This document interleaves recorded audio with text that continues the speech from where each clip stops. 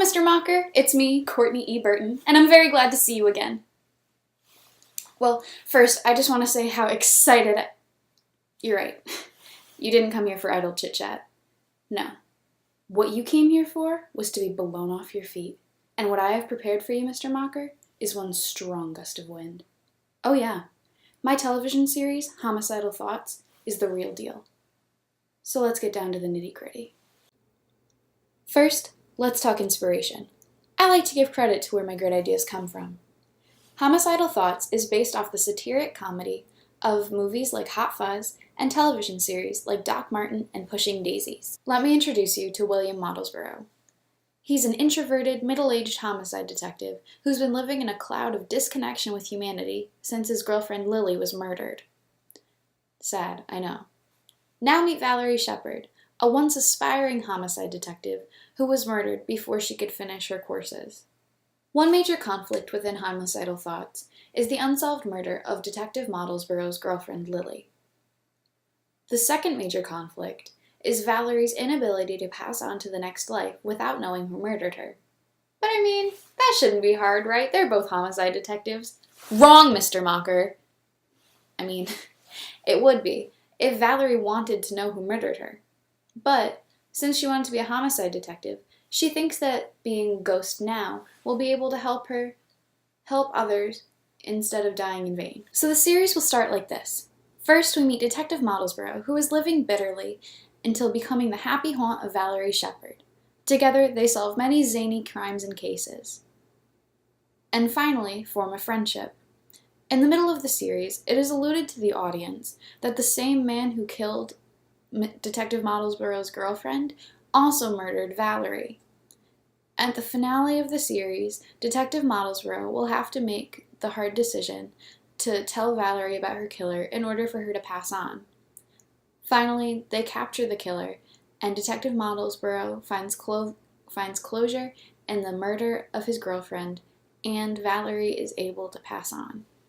I have to tell you, Mr. Mocker, much of my brainstorming for this project was completed during the initial pitch stage, so much of my ideas haven't changed for Homicidal Thoughts over the course of the month. I have more of a sense of direction for what I want to have happen in the series Homicidal Thoughts than I do while walking around in the grocery store. Now I know you're going to be excited about this. In order to make Homicidal Thoughts the best television series I possibly could, I wanted to have a big-name professional ready to work on the project. And Mr. Edgar Wright himself, the director of Hot Fuzz, has agreed to direct Homicidal Thoughts in its entirety. With Mr. Wright's direction, I know Homicidal Thoughts will capture every subtle nuance of daily life that our audience will enjoy comedically. Plus, on top of Mr. Wright, Buffalo Pictures has agreed to produce the series.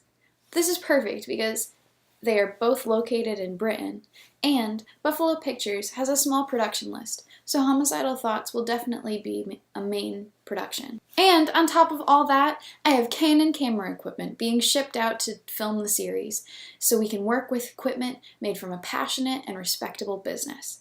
Mr. Mocker, can you sense the planets aligning in order for Homicidal Thoughts to be created? I mean, the people, the company, the gear, it's all ready to turn this dream into a reality. Homicidal Thoughts is going to resonate with a large audience because it focuses on a subject that no one is immune to someday encountering: death. Homicidal Thoughts will benefit everyone who is afraid of death and the possibilities of an afterlife because it looks at it through a comedic and heartfelt view of the human situation that we all must encounter.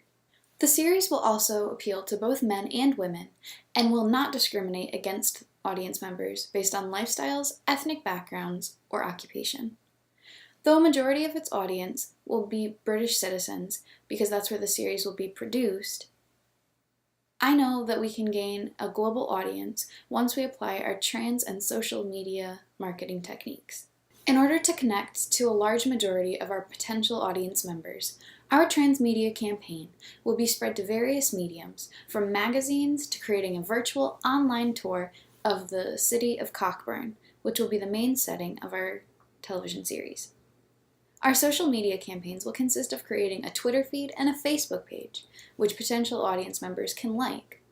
My team and I will gauge how our social media marketing techniques are being received by checking how many people like the pages and follow our pages after updating posts about the series. For cross-promotion, Homicidal Thoughts will be partnering with the Twinings of London Tea Company in order to advertise our series on the side of their tea boxes. A British murder mystery comedy drama advertised on the side of a tea box? The idea is genius, I know. We will also be extending product placement for the Burt's Bee Company because I believe that they convey the same tone that I want conveyed through Homicidal Thoughts: honesty, simplicity, and warmth.